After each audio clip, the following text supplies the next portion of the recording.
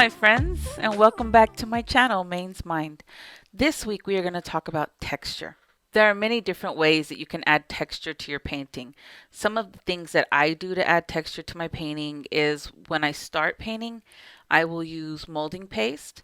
Sometimes I'll lay on a thick layer of paint and then allow it to dry before I start painting over it. And then sometimes I'll use like gesso. It's this really thick white acrylic paint that you would brush over your canvas to give it like, I'll use like a rough brush in the gesso to give it the lines, if that's what I'm going for.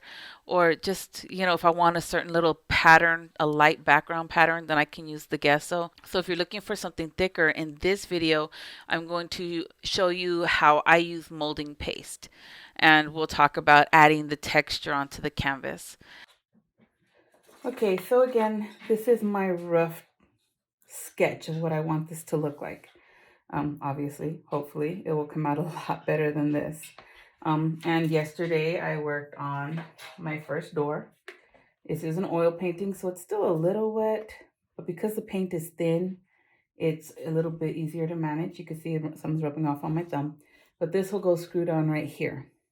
Okay, and hinged on so that this can be opened like a door. At least that's my plan.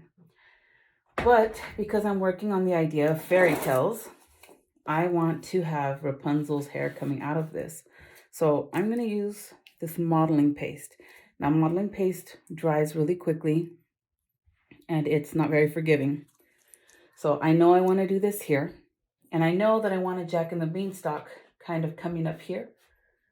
So I'm going to put modeling paste just to kind of add texture to my painting. And you can see the inside of this stuff. This stuff does dry really quickly. It's kind of acrylic type. It's gel medium. I'm just going to grab with my palette brush a glob of this.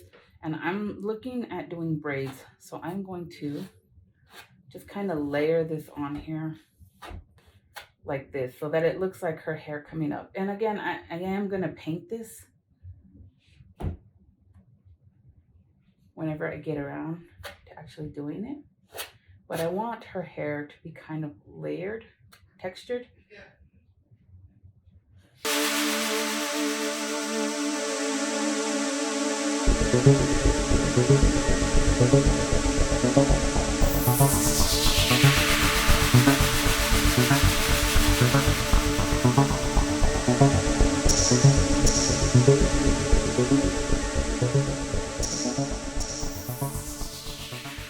So the next thing I'm going to do is I also want this to be Jack and the Beanstalks. I want there to be a Jack and the Beanstalk line. Again, I'm not going for perfection. I'm going for texture. So I'm going to come here and I'm just going to put this on. And yes, I'm painting over my fairy, but it's because that was just a rough sketch of where I wanted it to go. That might change.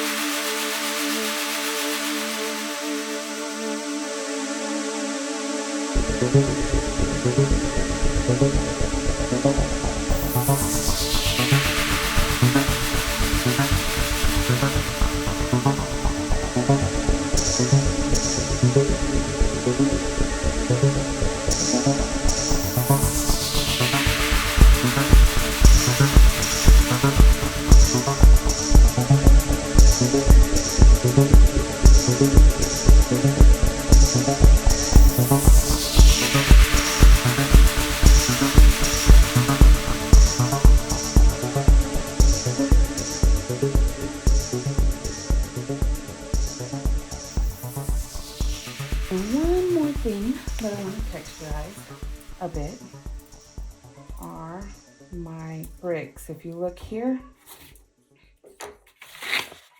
I planned on having bricks that are shown through in the middle. So again, these don't gotta be perfect because I'm gonna be using my palette knife to apply my paint to this. But I do want to have some outline of bricks on here to kind of give me some texture that's a little separate from the paint that I'm throwing on there.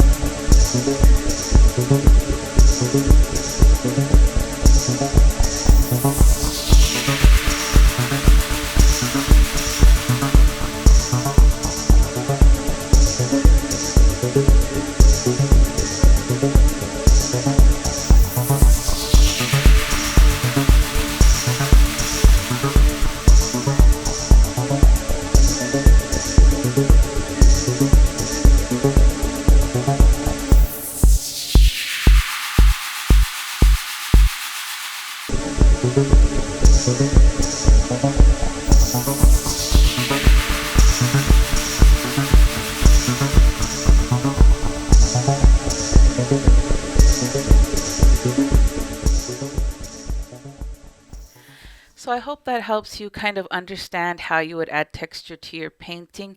Please stay tuned for the next episode where we will do a time lapse to finish the painting. And this way you can see the final product with the texture and the painting and everything added to it. Please comment below if you like what you've seen or if you have questions. Please don't forget to like and subscribe, and I will see you next week. Bye.